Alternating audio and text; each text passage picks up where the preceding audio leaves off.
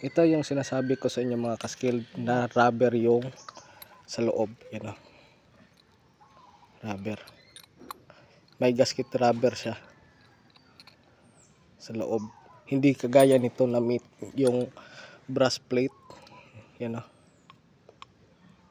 Pag may bumara na kahit maliit na bato, sisingaw na yan.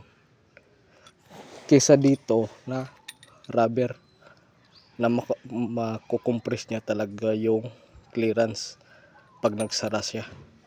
Yan o.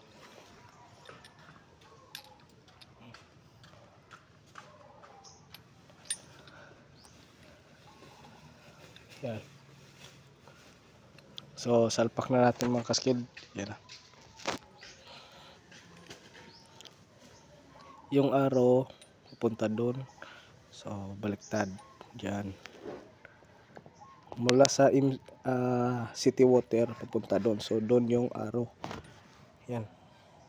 Pupunta doon.